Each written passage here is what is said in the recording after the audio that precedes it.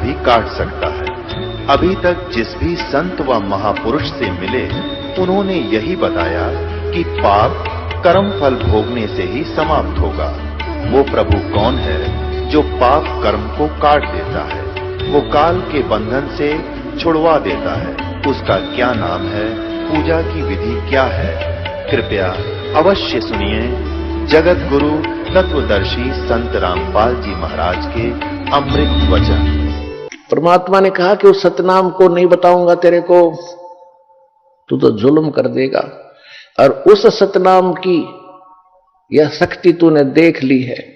जिसके पास, मेरे हंस के पास सतनाम होगा, तो निकट जाके दिखा दिए उसके, आप पर पता लग जा कि इसके पास और सतनाम, तुझे बताने की जरूरत नहीं पड़ेगी। वह सतनाम ऐसा होगा जैसे मैंने सतनाम का सिमरण किया तो पताल में जाके गिरा था। और जिस हंस के पास ये सतनाम होगा, उसकी ये हालत होगी को छेड़ के दिखा दियो मेरे बच्चे को।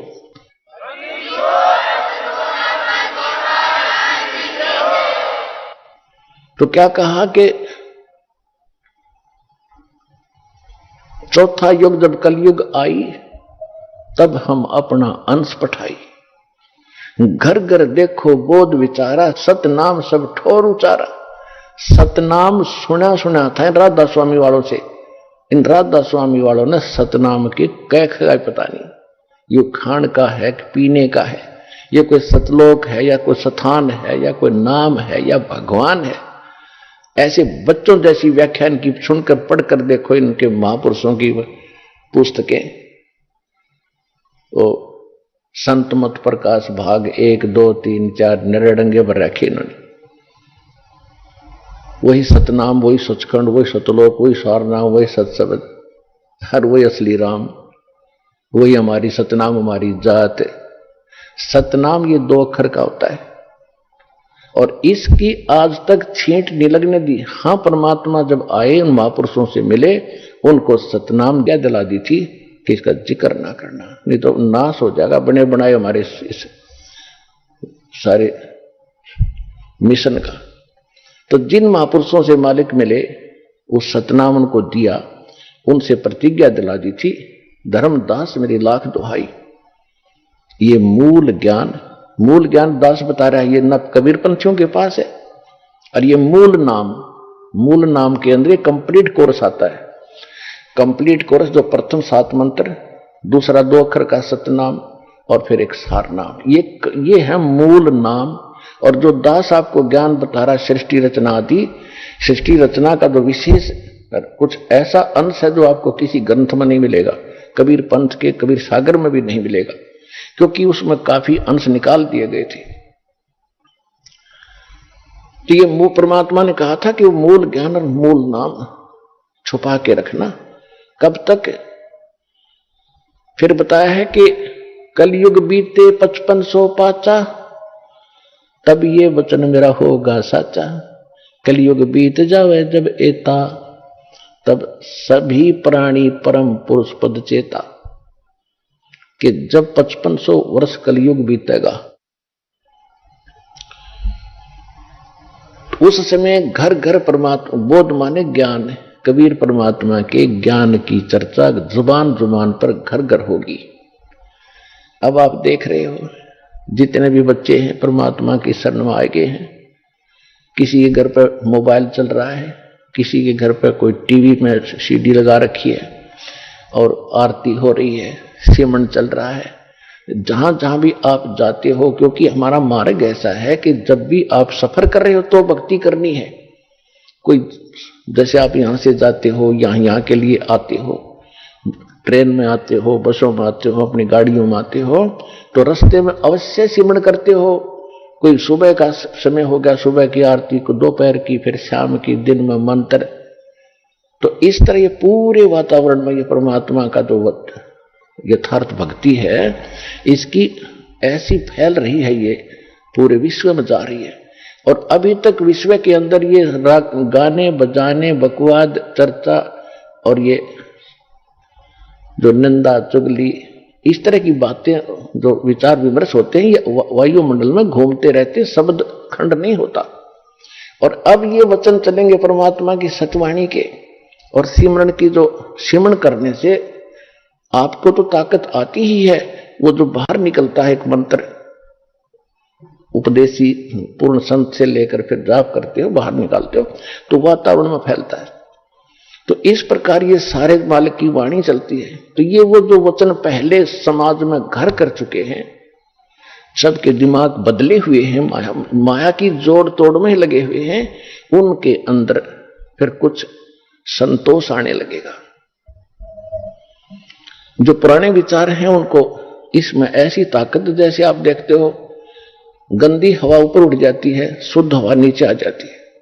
तो परमात्मा के जो वचन ज्ञान आप सुन रहे हो, टीवी पर सुन रहे हो, चिप में सुन रहे हो, मोबाइल से तो मेमोरी कार्ड से चला रहे हो या वैसे अपना सांस का सिमरन कर, तो ये शुद्ध यथार्थ भक्ति है। ये वातावरण में नीचे नीचे रह जाएगी। और जो ये पहले की बकवादें हैं, जो लड़ाई झगड़े घर घर में हो रहे हैं, आपस में लड़ते रहते हैं, तो ये सारे समाज में घूम रहे, तो सबके माइंड पर टकरा कर वो सबको ऐसे बेचैनी पैदा कर रहे हैं। अब धीरे धीरे सब में शांति आएगी और वो जो पहले वाले विचार ऊपर उठ जाएंगे, वो आपको अफेक्ट करने की रेंज में नहीं रहेंगे। एक उदाहरण सुनाता हूं आपको। एक साधु संत अपनी किसी शिष्या के घर चला गया। उस लड़की के, उस माई के घर पर उसकी बहन आई हुई थी और उसकी बहन की लड़की विधवा हो चुकी थी।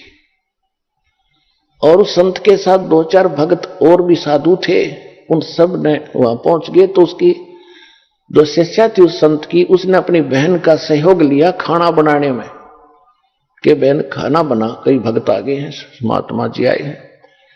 तो जब उन्होंने खाना खा लिया, शाम में वह सो गए, तो सारी रात वो संत बैठा रहा। ऐसा सपना आया उसको कि जैसे मेरी बेटी विधवा होगी, हे भगवान छोटे छोटे बच्चे हैं, इसका क्या होगा, ये कैसे जीवन निर्वाह करेगी, मेरी तो भोली भाली बेटी है, ये कैसे जिएगी।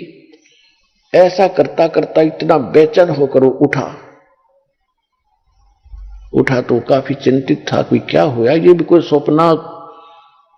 सपने में मैं कभी ये बात भी नहीं करता, कभी चर्चा भी नहीं चलती, ये आया तो आया कैसे सपना। तो उसने दूसरे को बताया, उठकर अपने गुरुजी से बताया। तो गुरुजी ने कहा मैं बताता हूं ये क्यों आ गया सपना। उसने वो अपनी शिष्या बुलाई कि बेटी ये खाना किसने बनाया था आज रात का, कि मेरी बहन ने बनाया था गुरुजी, तेरी बहन को बुलाना। क्या तेरी बहन को कोई ऐसी दुर्घटना घटी है उसके घर पे, कोई ऐसी घटना घटी है, कोई दुख है उसको? हाँ जी बहुत भारी दुख है उसको, उसकी बेटी विधवा होगी अभी 1 महीना पहले और बहुत दुखी रहती है। अब वो बहन खाना बना रही थी और मंदिर से सिमरन वो हो रहा था, मेरी बेटी का क्या होगा, छोटे छोटे बच्चे, हे भगवान कैसे निर्वाह करेगी। अंदर से घड़ी दुखी थी। तो वो खाने में प्रवेश हुआ और वो खाना उसने खाया तो उसमें भी वो उचाटी पैदा कर दी। तो ये सूक्ष्म विचार आपको ऐसे प्रभावित किए हुए हैं और ऐसी ही प्रेरणा सब में बनी हुई है। सपने में नो दुखी और जागृत में दुखी है ही, सबको मालूम है, कोई जीव सुखी नहीं। तो परमात्मा की ये जो वाणी अब चल रही है ये बहुत प्रचुर मात्रा में होगी और ये फिर क्या करेगा, पूरा वातावरण ऐसे चेंज होगा, ये ऊपर चले जाएंगे जो दूसरे वचन हैं जो आज तक सुनते रहे। लेकिन अब उनकी संख्या ज्यादा है, उनकी क्वांटिटी ज्यादा है, हमारी थोड़ी है, तो फिर भी ये ज्यादा प्रभावशाली रहेगा। इनको धीरे धीरे तो हमारे एक गांव में 10 घर 20 परिवार हैं, बाकी सैकड़ों 200-300 वो दूसरे चर्चा वाले। तो धीरे धीरे ये प्रचार उन पे भी असर करेगा, अड़ोस पड़ोस में भी, फिर उनकी भी कभी भावना बदलेगी। क्योंकि परमात्मा के बच्चे तो सभी हैं, चाहे कोई आज हिंदू है, मुसलमान है, सिख या ईसाई है, कोई अमेरिका में है, कोई अफ्रीका में है, भारत या पाकिस्तान, बलोचिस्तान, कहीं पर भी पैदा बच्चे उसके सभी के। और उसने सभी बच्चे उतने ही प्रिय होते हैं जैसे बाप को मां को अपने छोटे से लेकर बड़े तक, चाहे 20 बालक हो, एक जैसे प्यारे होते हैं। वो आपस में बेशक लड़ते रहे, लेकिन माँ बाप के हृदय में उनकी जगह जो की तो होती है। तो इसी प्रकार आज हिंदू मुस्लिम सिख ईसाई बनकर आपस में बेशक हम लड़ रहे हैं, लेकिन परम पिता ने हमें उतने ही प्रिय है और वो चाहते हैं कि इनका ये झगड़ा मिटे, चैन से रहे। तो उसके लिए ये शुरुआत दाता ने कर रखी है। तो जो प्रसंग चल रहा है हम उसी पर आते हैं कि अब उस परमात्मा ने जो वचन किया था और काल ने भी कहा था कि आप बेशक उस समय में कितने ही प्राणी ले जाना चौथे युग में, तो परमेश्वर ने 600 वर्ष पहले धर्मदास जी से कहा था, धर्मदास मेरी लाख दुहाई, ये सार शब्द की तबार न जाई, सार शब्द बाहर जो पढ़ी, ये बिचली पीढ़ी हंस न तरही। तो पुण्यात्मा परमात्मा ने, कबीर भगवान ने पहले हमारे को एक ज्ञान दिया था इस काल भगवान को, जिसमें कंप्लीट स्पिरिचुअल नॉलेज था, पूर्ण अध्यात्म ज्ञान था। इस काल भगवान के ब्रह्म के अंतःकरण में परमात्मा ने डाल दिया था, समय उसका निर्धारित कर दिया था। उसके बाद वो ऑटोमेटिकली इसके श्वासों के माध्यम से, ब्रह्म के श्वासों के माध्यम से वो बाहर आए। इसने उनको देखा और पढ़ा, इसको पता चला कि इसके अंदर तो वही ज्ञान है जो मेरा पर्दाफाश कर देगा। तो इसने वो मेन जो पार्ट थे, हिस्सा था, मुख्य हिस्सा, अंग उस वेद के कैंसिल कर दिए। 4 वेद रख लिए इसने। इन चारों वेदों में महिमा तो पूर्ण परमात्मा की है, कबीर भगवान की, लेकिन भक्ति की विधि केवल ब्रह्म तक की है। ओम का नाम और ये 500 यज्ञ, इतनी है बस। अब परमात्मा ने उसकी पूर्ति करने के लिए स्वयं आना पड़ता है। चारों युग में संत पुकारे और को के कहा हम हेल रे, हीरे माणक मोती बरसे ये जग चुगता ढेल रे। सतयुग में सत सुकरत कह टेरा, त्रेता नाम मुनिंदर मेरा। द्वापर में करुणा में कहाया, कलयुग नाम कबीर धराया। मैंने चारों युगों में आके ज्ञान दिया। सतयुग में परमात्मा का नाम सत सुकृत ऋषि था, त्रेता में मुनिंदर ऋषि थे के नाम से प्रसिद्ध हुए, और द्वापर में करुणा में नाम से, और कलयुग में कबीर उनका ओरिजिनल नाम है। उस नाम से परमात्मा कलयुग में प्रकट हुए। इस कबीर नाम में भी बहुत ताकत है। जैसे कुरान शरीफ में एक कलमा है इनका, उस कलमा में करते हैं अल्लाहु अकबर। अल्लाहु अकबर, अल्लाह माने अल्लाह, अल्लाह माने भगवान, अकबर अकबर नहीं, वो कबीर है। जैसे अपभ्रंश करके हम उसको अपनी अपनी भाषा में चेंज कर लेते हैं, तो अल्लाह कबीर है, कबीरू है, कबीरन है। तो बोलने का अंतर है ये, और भाषा में अंतर हो जाता है। तो इस प्रकार वो अल्लाह कबीर है, अल्लाह अकबर है। और हजरत मोहम्मद जी को भी परमात्मा स्वयं कबीर जी आकर मिले थे। उस समय तक हजरत मोहम्मद जी का बहुत बोलबाला हो चुका था, काफी शेष हो गए थे, मुसलमान उनके अनुयायी गणे हो गए थे।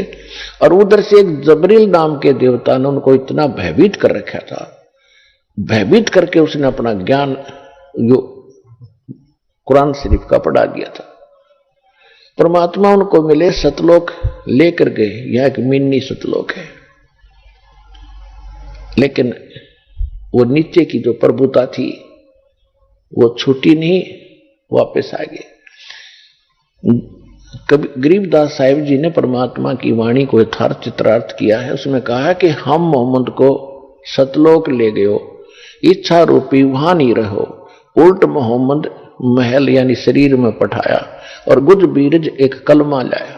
रोजा बंग नमाज दईरे बिस्मिल की नहीं बात कही रे। अब मुसलमान भाइयों को भी समझा रहे हैं कि हम मोहम्मद जी को हम मिले थे, क्योंकि परमात्मा का नियम है कि अच्छी आत्माओं को मिलते हैं, उनको अपने से परिचित कराते हैं। तो एक आधी आत्मा है जो नहीं समझ सके, भगवान को अनुकूल नहीं चल सके। बाकी कलयुग के अंदर जिन महापुरुषों ने परमात्मा को जाना, उनकी बात को माना, उनके कुछ शुभ नाम दास आपको याद दिलाता है।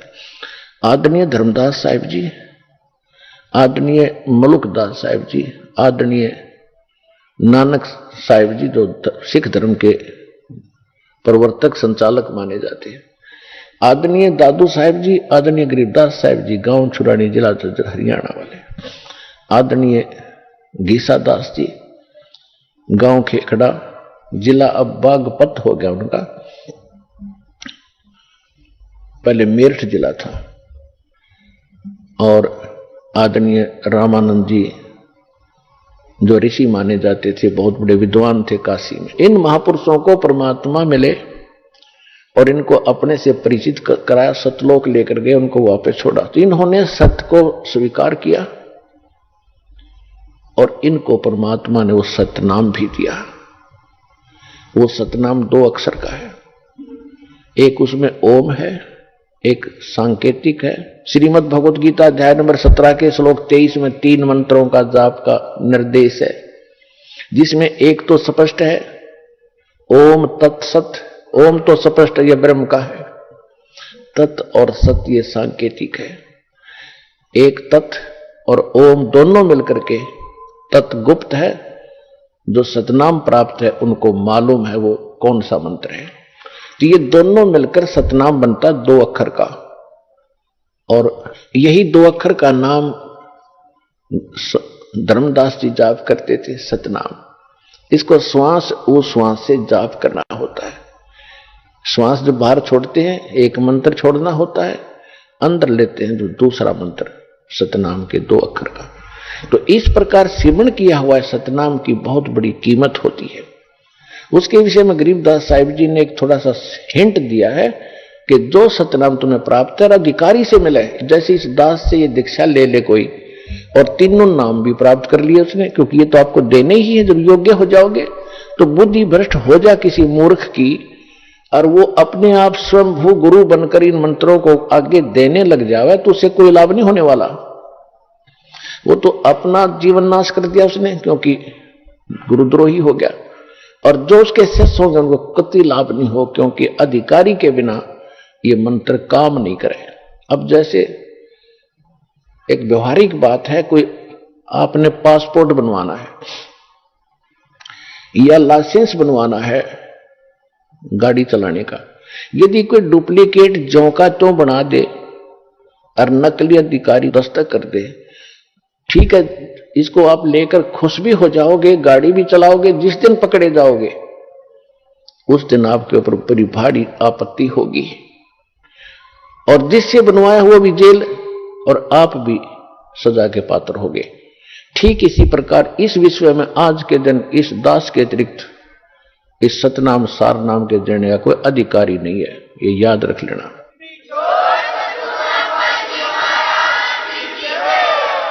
और यदि इस दास से नाम लेकर के कोई स्वयं गुरु बनकर नीचात्मा ये गलती कर रहा हो, उससे भी बचना है, अन्य समाज को बचाना, झगड़ा नहीं करना, क्योंकि परमात्मा का वचन है उस काल के साथ कि ज्ञान देकर आप अपना बनाना, बाई फोर्स ना करना। अगर हम बाई फोर्स करेंगे किसी के साथ तो भगवान रुष्ट हो जाएगा। हमने ज्ञान सुनाना है, सुनने वाला भले ही आपको कोई नाराज भी होता है, आपको बुरा भला भी कहता है, तो शांति रखना, फिर देखना एक दिन आपके गुण गावेगा जब उसकी बात समझ में आ जाएगी। तो इसलिए दास प्रार्थना करता है कि ऐसा कोई निकम्मी आत्मा कहीं अपने कर्म फोड़ रहा हो, अपने कर्म बिगाड़ रहा हो, तो उसको भी समझाना कि भाई साहब क्यों अनमोल जन्म खो रहा है, तो काहे का गुरु है।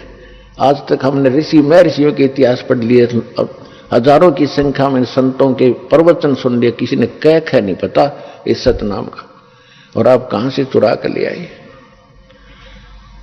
तो परमात्मा कहते हैं बेखों के लश्कर फिरे ये बाणी चोर कठोर, सतगुर धाम ना पहुंचेंगे ये 84 के डोरे। तो इस सतनाम को इस दास से लेकर मर्यादा में रहकर आप इसकी भक्ति करोगे, आपको कितना पुण्य मिलेगा, कितना लाभ मिलेगा। सतनाम एक सांस बाहर छोड़ा, एक मंत्र दूसरा अंदर लिया, ये कंप्लीट हो गया। ये एक सिमरण हो गया सतनाम का। और इस सतनाम की कितनी कीमत है? सतनाम पालड़े रंग होरी हो, 14 लोक चढ़ावे राम रंग होरी हो, 3 लोक पास्यंग धर रंग होरी हो, तो ना तुले तुलाया राम रंग होरी हो। आदरणीय गरीबदास साहब जी को परमात्मा मिले थे गांव छुड़ाने जिला दद्दर वाले को, क्योंकि परमात्मा का जो काम है वो कोई निष्प्रयोजन नहीं होता। और उन्होंने पहले ये कह रखा था, धर्मदास जी ने कबीर सागर में लिखा हुआ है, कबीर वाणी एक चैप्टर है कबीर सागर में, उसकी 134, 136 और 137 पृष्ठ पे स्पष्ट किया है कि 12 पंथ ये काल के नकली चलेंगे। और बर्मा पंथ जो होगा गरीबदास जी का होगा, जो 1774 में, सन 1774 में जिसका जन्म होगा। और कबीर सागर में गलती से 1775 प्रिंट है, 1 वर्ष की वजह से लिखण में गलती हो रही है। तो परमेश्वर ने 600 वर्ष पहले कहा था, धर्मदास जब बर्मा पंथ आवेगा ना, 92 पंथ का जो प्रवर्तक होगा उसके द्वारा मेरी महिमा की वाणी पुनः लिखवाऊंगा। लेकिन ये 12 पंथी कबीर पंथ मेरे नाम से चलाऊंगा काल। और बर्मा, क्योंकि जो ये महापुरुष थे गरीबदास जी थे, ये महान आत्मा थे, लेकिन इन्होंने वाणी तो बिल्कुल सारी लिख दी। इनके जाने के बाद जो उस वाणी को ना समझकर अपनी अपनी डफली, अपने अपना राग ये गरीबदासी और कबीर पंथी पीट रहे।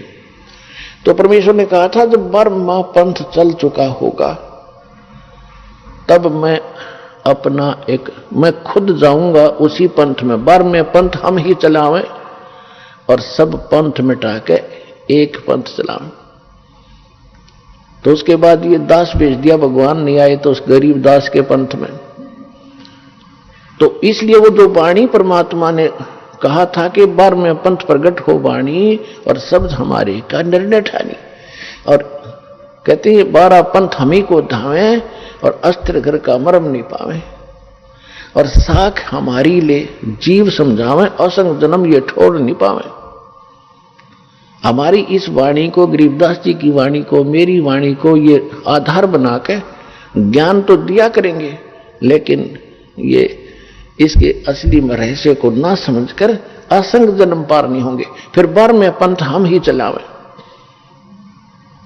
गरीबदास वाले पंथ में हम आएंगे और सब पंथ मिटा के एक पंथ चलाएंगे।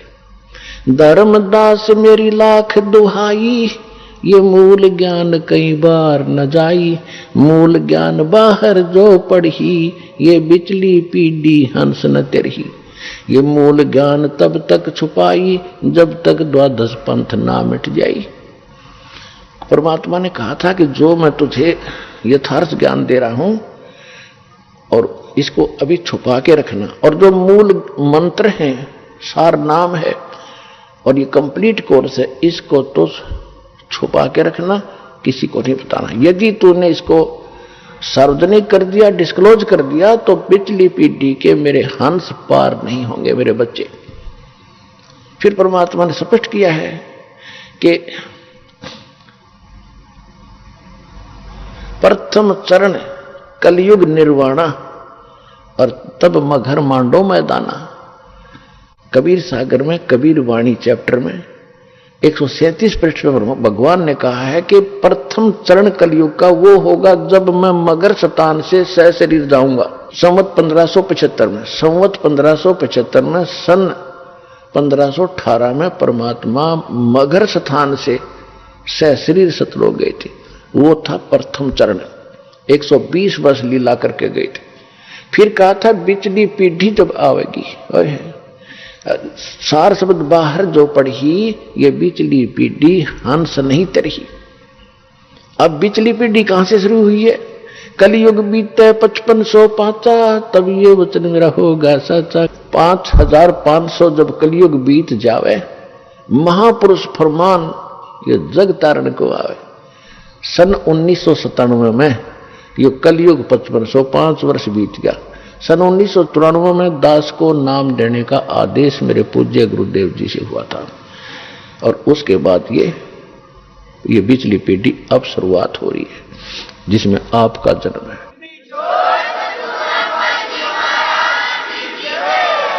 तो जो प्रसंग चल रहा था, तो परमात्मा ने वो सतनाम की महिमा बताई है। सतनाम पालड़े रंग होरी हो, 14 लोक चढ़ावे राम रंग होरी हो। अपने आत्माओं एक मौखिक जाप करने लग जाए इंसान, जीभ पे छाड़े पड़ जाए, और कितना नाम जाप कर सकता है? मौखिक जाप 1000 बार, और उसी मंत्र का जाप यदि आप मानसिक करते हो तो वो 1, और उस मंत्र का अगर श्वास से सिमरण किया जाता है, कौन से मंत्र का? जो यथार्थ मंत्र है, अटपट का नहीं, तो उसका उस मानसिक से भी 1000 गुना ज्यादा लाभ होता है। तो जो श्वास का सिमरण यथार्थ मंत्र, जो श्वास का आपको दिया गया अधिकारी से प्राप्त हो, यानी कोई भी वस्तु है, कोई भी काम है, मर्यादा से चलता है। परमात्मा ने भी अपनी मर्यादा बना के छोड़ दी है कि छोटा सा बच्चा गर्भ में होता है, फिर वो बाहर आता है, समय पर बाहर आता है तो मां के स्तन में दूध पहुंच जाता है पहले ही, क्योंकि उसके दांत नहीं होते। फिर समय युवा होता है इतने समय में, फिर इतने समय में फिर मरता है। ये मर्यादा भगवान ने बना रखी है। इसी प्रकार इस भक्ति की भी मर्यादा, इसमें इधर उधर होने से लाभ नहीं होगा बिल्कुल भी। तो क्या बताया भगवान ने कि परम संत से लेने के बाद जो एक श्वास का जाप आप करोगे उसको, और मर्यादा में रहोगे, तो आपकी इतनी पूंजी भक्ति की इकट्ठी हो जाएगी।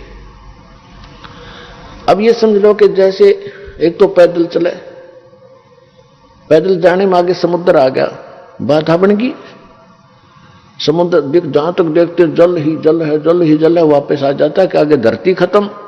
तो इसी प्रकार इन ऋषि महर्षियों ने जो अपनी पैदल यात्राएं की, अपने अभ्यास से जो मंत्र ये करते थे, तो त्रिकुटी पर जाकर वापस हो लेते थे कि इसका आगे कुछ है ही नहीं, त्रिकुटी का कोई स्थान नहीं, इससे आगे बहुत ज्यादा वस्तु है। तो इस प्रकार जहाज में बैठकर जावे, समुद्र को भी पार कर जावे, यथा स्थान पर पहुंच जाता है। तो इस प्रकार ये साधना जो दास आपको देगा, ये ऐसी साधना है, ऐसा ये ज्ञान बन जाएगा, इन सब के ऊपर के पार करता हुआ सतलोक आपको जा छोड़ेगा।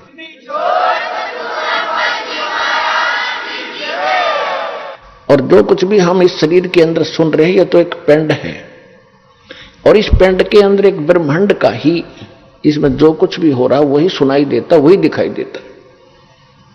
जो इसके अंदर हमें धुन सुनती है, जैसे विशेषकर राधा स्वामी वाले तो इसी पर जोर दे रखा है कि अंदर कान दाब करके देखो, देखो अंदर घंटियां बज रही हैं, इसमें मुरली की आवाज आती है, बांसुरी की आती है, तो वो सुनते हैं, नगाड़े बज रहे हैं, बादल की गर्जना सुन रही है। ये तो इस एक ब्रह्मांड काल का ही साजबाज है। ये इससे बाहर है, वो ऊपर सतलोक से वो अलग आती है वो धुन, और केवल उसी को सुनेगी वो धुन जो सतनाम और सार नाम का जाप करेगा।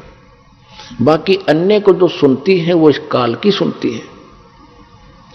इस शरीर के अंदर जो भी सुन रही काल की ही सुन रही है, और वो परमात्मा की धुन इनसे हटकर होगी। लेकिन उस धुन के सुनने से कोई प्रयोजन सिद्ध नहीं होगा आपका सिद्ध होगा मंत्र जाप करके, जो दास कहे ऐसे करते रहो। यहां से आप स्वयं नहीं जा सकते। इस भक्ति की कमाई जब आपकी हो जाएगी तभी आपको यहां से ले जाया जाएगा। आपकी मर्यादा सही होगी, आपकी यहां से आस्था हट जाएगी, तो परमात्मा आपको विमान में बैठाएंगे और इस दास के रूप में साथ बैठेंगे। हजारों हजारों की संख्या में इकट्ठे जाओगे, यहां से हजारों की संख्या में वो दिन आएगा।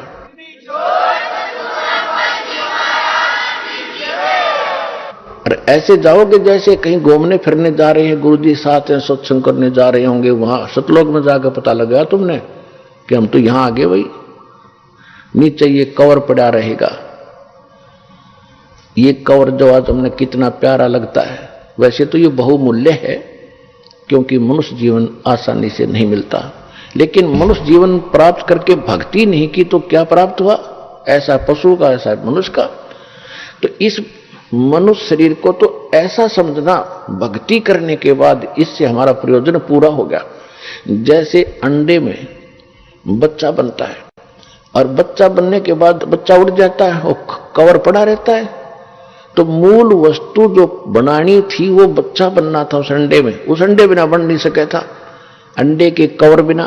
तो ये तो एक अंडे का कवर है जो अपना है, इसके अंदर ओरिजिनल इस ताकत से, भक्ति से, जैसे पक्षी को, अंडे को मादा पक्षी ऊपर बैठकर उसको ऐसी हीट देती है, अपनी ताकत देती है, जिससे वो बच्चा बन जाता है। और बच्चा बनने के बाद वो फूट जाता है और वो उड़ जाता, कवर पड़ा रहेगा। तो ये दास समझो, माता समझो, और आप इस शरीर रूपी कवर में बच्चे समझो। इसमें ऐसी भक्ति, ऐसा ज्ञान, ऐसी शक्ति दे देकर आपकी भक्ति इतनी चार्ज हो जाएगी, सूक्ष्म शरीर के अंदर चलते समय ये ऊपर का कवर अंडे का पड़ा रहेगा और वो असली वस्तु सतलोक पहुंच जाएगी, जो इसका प्रयोजन था।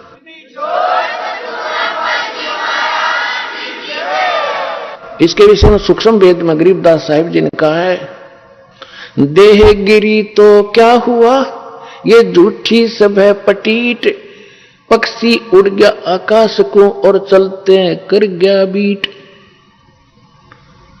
एक और उदाहरण दिया है कि ये जो शरीर है तेरा, ये तो खत्म होना है, यो अगर आपने भक्ति सही कर ली और सत भक्ति कर ली, कमाई इसकी इकट्ठी कर ली, तो ये बेशक गिरी रहो, ये तो ऐसी है उस समय तेरे लिए जैसे पक्षी उड़ते समय और बीट करके उड़ जाए।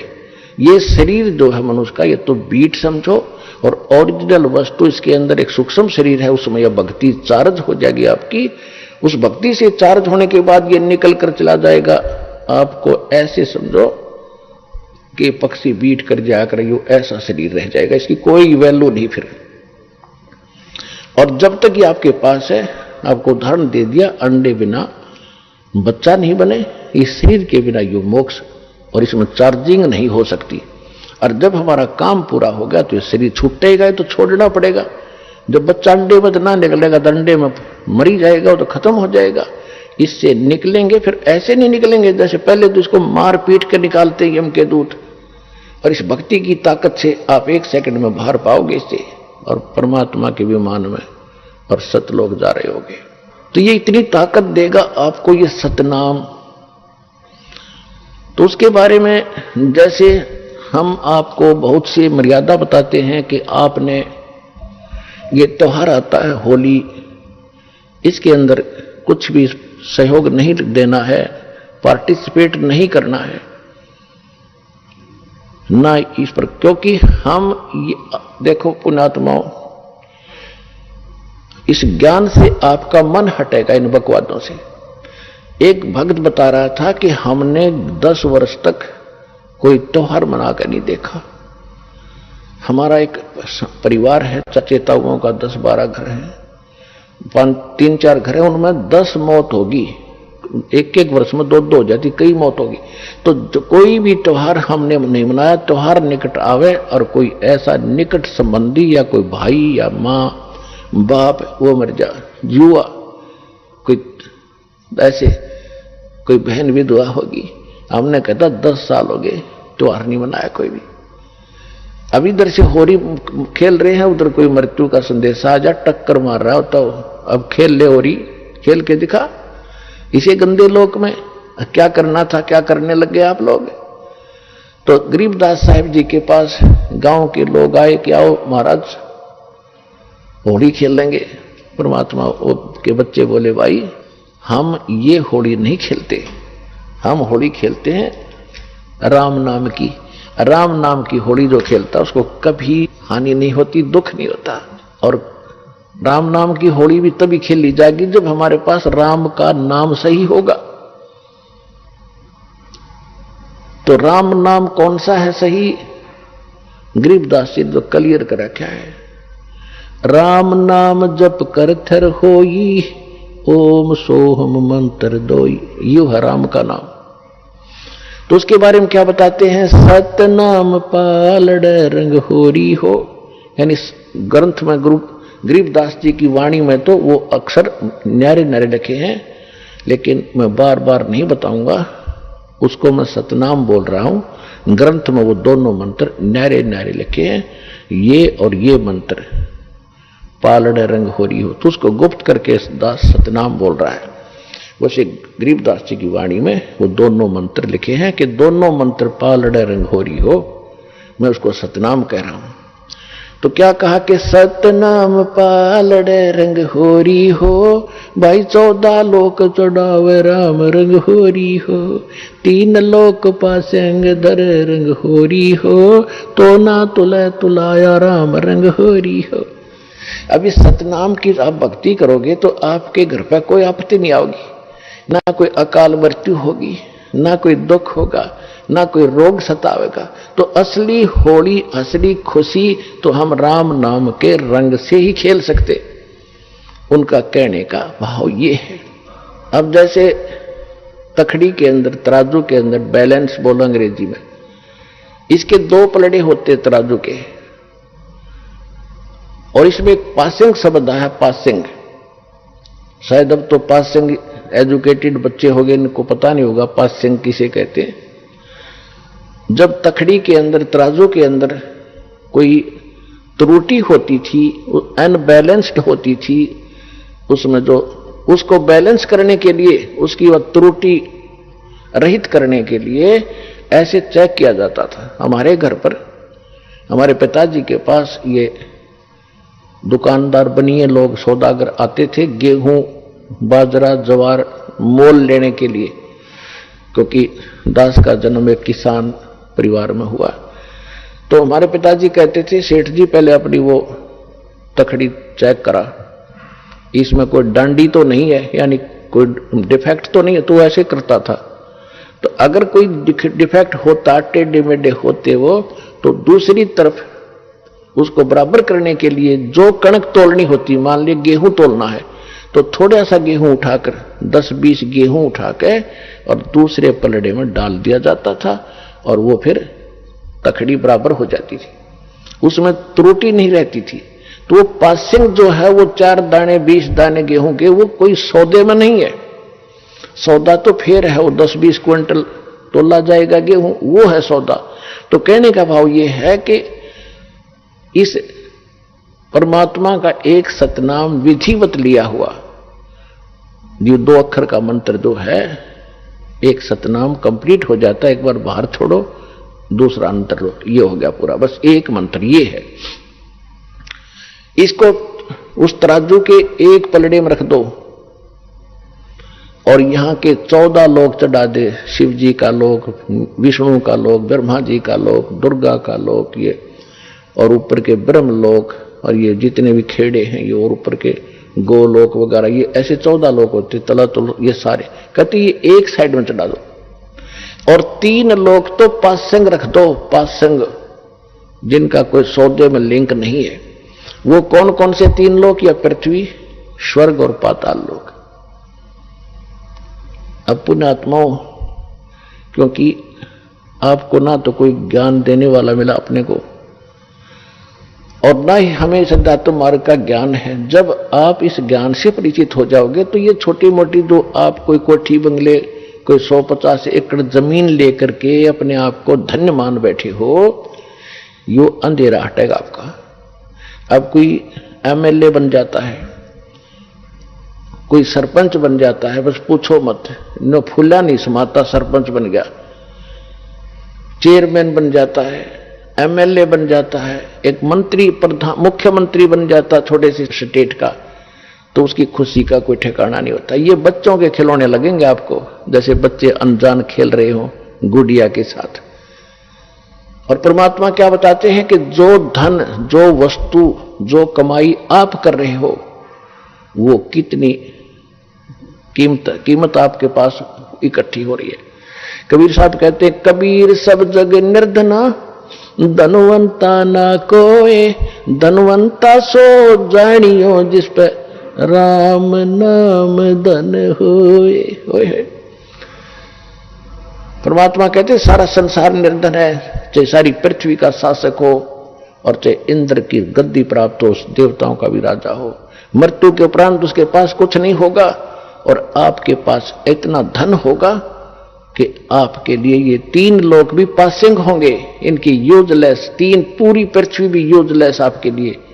आपको ऐसा स्थान, ऐसा धन, ऐसी वस्तु वहां मिलेगी जाकर के।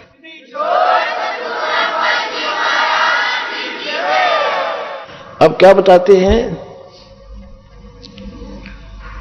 कोई मंत्री बन जाता है, प्रधानमंत्री बन जाता है, सब समझता मैंने अपने जीवन को सफल कर लिया, और जब वो अध्यात्म ज्ञान से परिचित हो गए और आप तो हो ही लिए, तब आपको पता चलेगा इसने तो अपना जीवन नाश कर लिया, खाक सफल कर लिया मनुष्य जीवन को। मनुष्य जीवन का काम तो शुरुआत भी नहीं की। आज कोई पूर्व में कोई अच्छा नेता था, कोई अच्छा कोई संत महात्मा था, और उसका क्या करते हैं, एक मरने के उपरांत एक उसका स्टैच्यू बनाते, मूर्ति उसकी स्थापना कर देते, एक ऊपर छतरी ही बना देते, और वो कहीं गधा बना होगा बिना भक्ति करके, और वहां उसके 1 साल में माला डाल रहे हैं, उसकी बड़े गुणगान कर रहे, तो खाक गुणगान है ये। तो परमात्मा के ज्ञान से जब आप परिचित हो जाओगे तब आपको महसूस होगा कि आपको क्या मिला और इस संसार को क्या मिला, जो आपको आज महिमावान नजर आ रहे हैं। अंत लास्ट में जो भगवान के दरबार में आपकी कीमत आकी जाएगी, उस समय पता चलेगा वो तो कौड़ी थे, तो सारी पृथ्वी का राजा हो, और आप लाल बन गए इस भक्ति के करने से भगवान के दरबार में पहुंच जाओगे।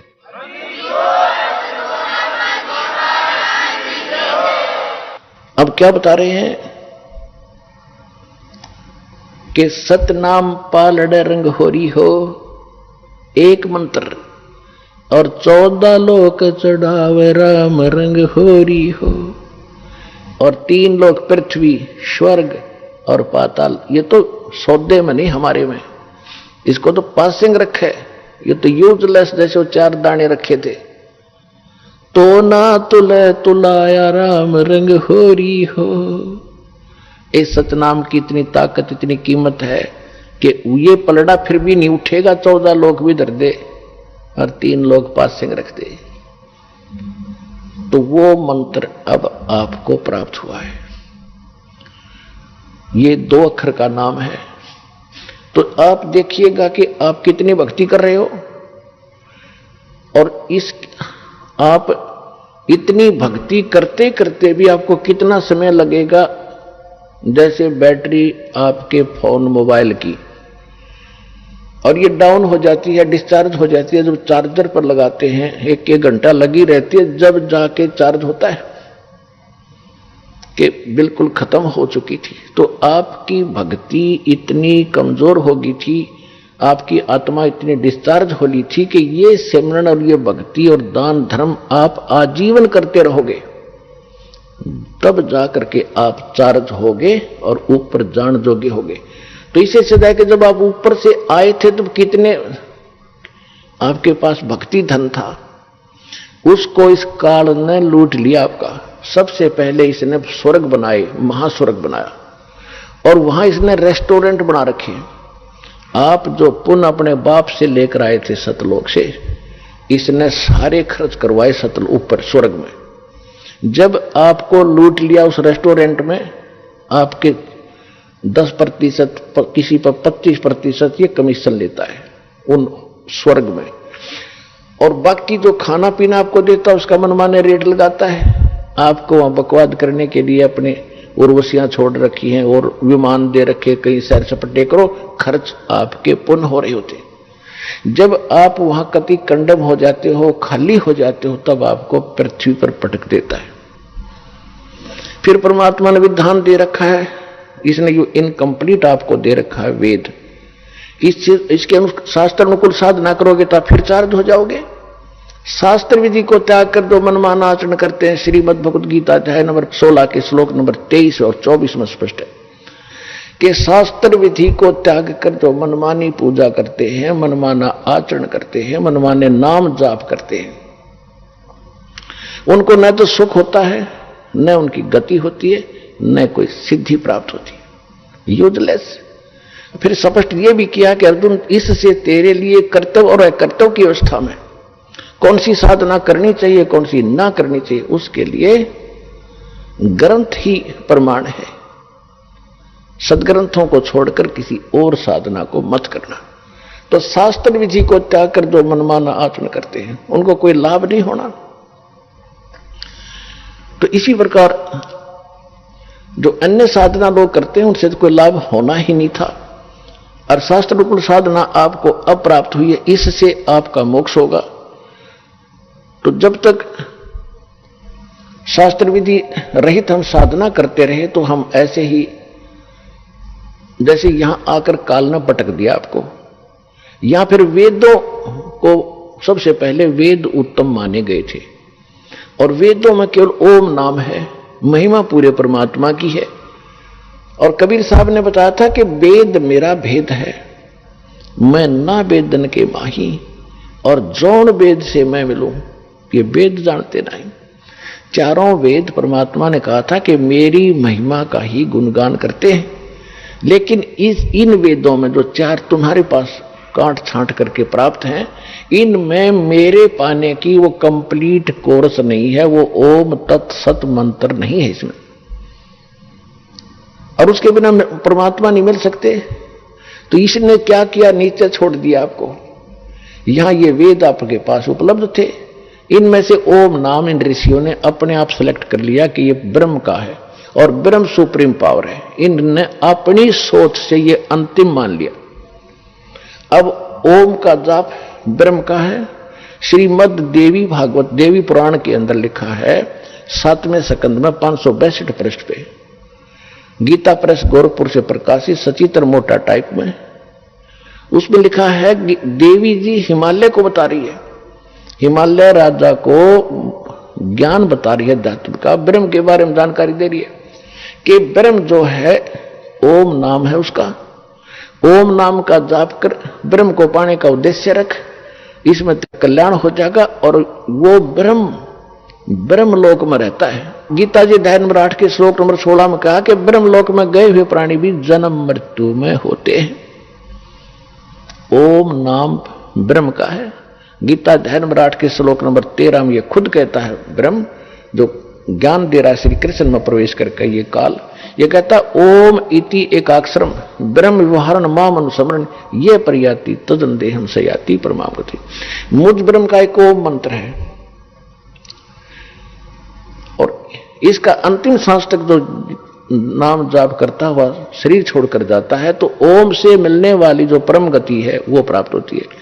तो ओम से कौन सी गति होती है, ब्रह्मलोक प्राप्ति होती है।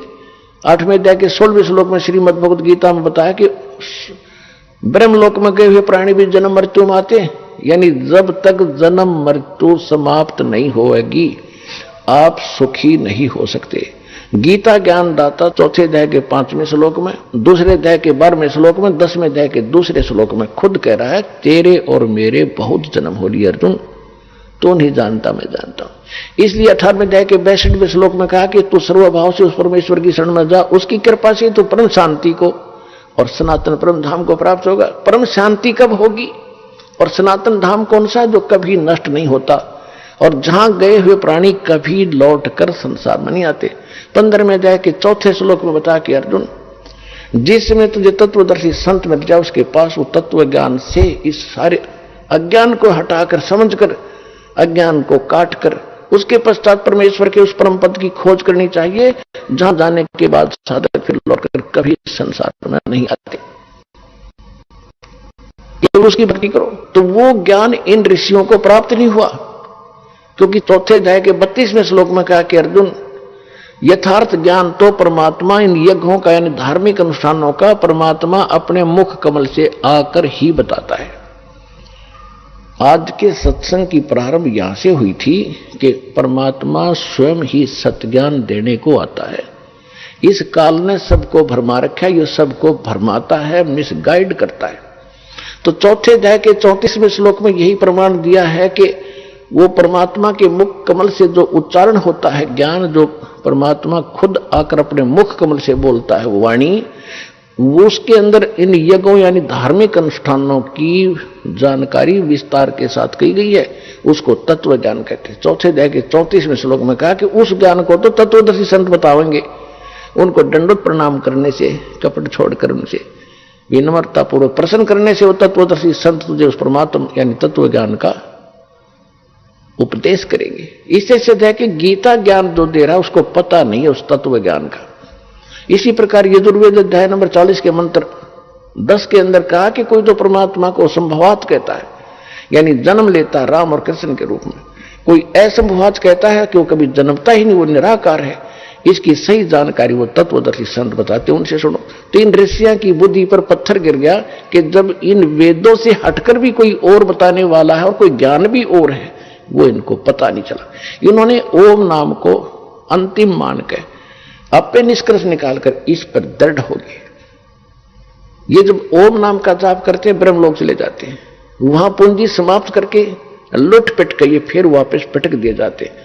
इसके दौरान जो पाप होते हैं वो पाप भी भोगने पड़ते हैं। यहां सभी कर्म आपको भोगने पड़ते हैं, पुण्य भी और पाप भी। केवल एक सत्य साधना जो दास आपको बताता है इस पृथ्वी पर और है नहीं, और ये गॉड गिवन है, परमात्मा कबीर जी की दी हुई है। इससे आपके पहले के पाप भी नाश होंगे, वर्तमान के भी नाश होंगे, और फिर आप सतलोक चले जाओगे, आपका पूर्ण मोक्ष होगा।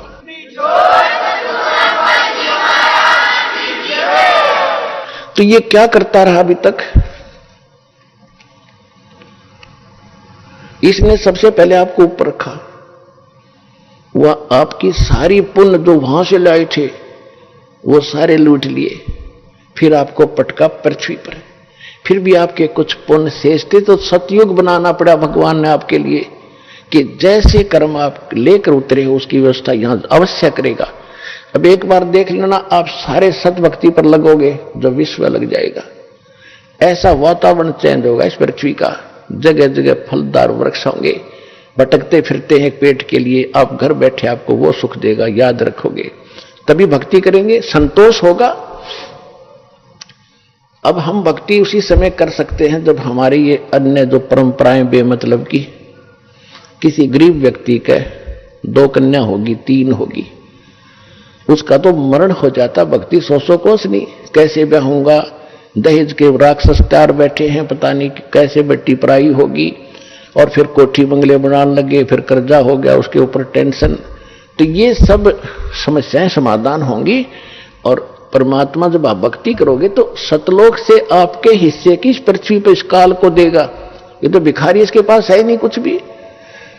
पुण्यात्माओं, आपने भगवान सुना था, जाना नहीं था। दास ने उस भगवान को जाना है। अब जैसे जब परमेश्वर कबीर जी एक कपड़ा बुनकर निर्वाह करते हुए लीला कर रहे थे, एक झोंपड़ी में रहते थे, सुबह का आटा शाम का है तो सुबह का शायद ही होता, और उस समय वो प्रचार भी करते थे, जनता को समझाया करते थे अपने बच्चों को। वो तो एक लीला करने आए थे, आते ही हैं ऐसे, वो नियम है उनका, प्रत्येक युग में एक बार वो ऐसा करते हैं। तो उस समय एक निर्धन व्यक्ति हैंड टू माउथ कमावे और खावे, कपड़ा बुने। एक हफ्ते में कितना कपड़ा बुन देगा आदमी? 50 फुट भी ना बने, 20 फुट भी ना बने, और उसके बिकने के बाद वो मेन दाना मिलना था, बस उससे गुजारा कर रहा, और उसकी और ज्ञान सुनाते थे भगवान यही, क्योंकि उद्देश्य ही लेकर आते। तो उस समय उनका इतना विरोध कर दिया था हिंदू और मुसलमान के धर्मगुरुओं ने, ना वो ज्ञान से हारे। परमात्मा कबीर जी, उनके पास कख था ही नहीं, परमात्मा के ज्ञान के सामने वो टिक नहीं पाए। ऐसा सॉलिड प्रचार था परमात्मा का, ऐसा ज्ञान था। आइए अब हम उन श्रद्धालुओं के अनुभव जानते हैं जो जगत गुरु तत्वदर्शी संत रामपाल जी महाराज जी से दीक्षा प्राप्त कर चुके हैं तथा उनके द्वारा बताए गए भक्ति मार्ग पर चल रहे हैं। सर नमस्कार। नमस्कार जी। सर क्या नाम है आपका? आवाज सिंह सैनी है जी। सर कहाँ से आए हैं आप? गांव चिंदर, डिस्ट्रिक्ट फतेहाबाद, हरियाणा से जी। सर संत रामपाल जी महाराज से नाम दीक्षा कब लिया आपने? 10 मार्च 2013 को जी। सर संत रामपाल जी महाराज से नाम दीक्षा लेने से पहले आप क्या भक्ति साधना करते थे? देवी देवताओं को भक्ति करते थे जी, हनुमान की पूजा करते थे। और पूजा पाजा तो वैसे हमें कोई ज्ञान नहीं था भक्ति कैसे की जाती है, लेकिन वैसे वो परंपरा थी, वो चल रही थी। उसके बाद में किसी ने कोई 2003 के अंदर कोई जादू टोना कर दिया था जी। हमारे पूरे घर में वो कोहराम मच गया था सारा, मतलब भूत प्रेत की बाधा होगी, बेबस हो गया सारा। झाड़ फूंक वाले कोई मौलवी मुल्ला जो भी लिया, वो कोई 20,000 मांगे, कोई 30,000 मांगे, कोई 10,000 मांगे, जो भी मांगे पैसे उनको दे दिए मैंने, लुट पिट के मैं एकदम खाली हो चुका था। सर जैसा कि आपने बताया कि पहले आप बहुत परेशान थे, आप देवी देवताओं की भक्ति भी करते थे, आपने झाड़ फूंक वालों के पास भी गए, फिर भी आपको राहत नहीं मिल रही थी, तो सर आपको जो समस्याएं थी उनसे आपको निजात कैसे मिली? वो समस्या से निजात जी, संत रामपाल जी महाराज का टीवी में सत्संग आ रहा था। एक दिन मैं सोचा, एक दिन सत्संग आ गया, वो थोड़ा सत्संग देखा मैंने, उसके बाद में मैंने सोचा भी ये साधारण सा आदमी है, बहुत अच्छा ज्ञान दे रहा है। फिर उस टीवी का मैंने टाइम नोट किया, फिर मैंने सत्संग देखा, सत्संग मेरे समझ में आया, मैंने जाके नाम ले लिया। मेरा नाम लेने के बाद में मेरी प्रेत बाधा दूर होगी, हमारे घर में सुख शांति होगी। खेत में मतलब वो पहले बोई हुई कणक वो नहीं होया करती थी, जो 15-20 मन होया करती थी, जो उसको नाम लेने के बाद में 80-90 मन कणक होनी शुरू हो गई थी। उसके बाद में 2014 के अंदर जो मतलब बरवाड़ा कांड हुआ था, हमने वो भक्ति छोड़ दी जी। हम बिल्कुल ठीक ठाक चल रहे थे, मेरे को सही लग रहा था सारा कुछ, लेकिन गाँव वालों को और मतलब घर वालों के दबाव में आके मैंने वो भक्ति छोड़ दी। उसके बाद में फिर मैं झाड़ फूंक वालों के चक्कर में फिर चला गया। तो मैं कहीं जा रहा था, हिसार मतलब छुड़ाने की बस में बैठा था झज्जर की, तो संत रामपाल जी महाराज ने साक्षात दर्शन दिए। और फिर कोई भक्त का फोन आया, उसने बताया कि भाई आप संत रामपाल जी महाराज की शरण में दोबारा आओ तो आपको परमपिता परमात्मा आइए, आपको माफ कर देंगे और सतभक्ति पे लग जाओ, आप कहीं धक्के खाने मत जाओ। संत रामपाल जी महाराज की मैंने दोबारा नए सिरे से नाम लेके दोबारा भक्ति स्टार्ट करी है। नहीं, उससे मेरे को वही लाभ वही हो रहा जी, सब सारा कुछ। और कोई लाभ? और लाभ जी, एक मासिक धर्म मतलब धर्मपत्नी के हो तो वो 24 घंटे चले। अब उसका कोई इलाज नहीं था, डॉक्टरों ने लिख के दे दिया था वो इसका इलाज होगा ही नहीं। और संत रामपाल जी महाराज के नाम लेने के बाद में वो बिल्कुल ठीक हो गया जी। सर क्या पहले आप कोई नशा करते थे? हाँ जी, बीड़ी पीता था, शराब भी पीता था। क्या सर आप अभी भी बीड़ी पीते हैं, शराब पीते हैं? नहीं जी, बिल्कुल नहीं पीता जी। सर ये आपका नशा कैसे छूटा? सर नाम लेने के बाद में अपने आप ही ऑटोमेटिक ही छूट गया जी। जब नाम लेने गया था बस स्टैंड तक तो मैं बीड़ी पीता ही गया था जी। किन से नाम दीक्षा ली? संत रामपाल जी महाराज से जी। सर क्या जो लोग आज भी नशा करते हैं, शराब पीते हैं, वो संत रामपाल जी महाराज से नाम दीक्षा लेते हैं तो क्या उनका भी नशा छूट जाएगा? हाँ जी, गारंटी के साथ कहते हैं। चाहे मेरी कोई जमीन लिखा ले, अभी जो अपनी मर्जी से जो नशा छोड़ना चाहेगा तो वो जरूर छूटेगा। सर हिंदुस्तान में बहुत सारे धर्मगुरु हैं, लोग संत रामपाल जी महाराज से ही नाम दीक्षा क्यों ले? संत रामपाल जी महाराज जी वो जो सतभक्ति दे रहे हैं उनसे ही लाभ होगा, और किसी से लाभ नहीं होगा।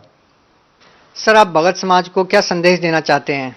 संदेश तो जी हम क्या दे सकते हैं, हम तो विनती कर सकते हैं। कोई भी भक्त किसी से प्रेत बाधा हो, चाहे कोई दशा करता हो या कोई किसी प्रकार की बीमारी हो, तो गारंटी शुदा बात है, संत रामपाल जी महाराज से नाम लो और भक्ति करो और अपना जन्म मरण से मोक्ष कराओ। जी बहुत बहुत धन्यवाद आपका। सत साहिब जी।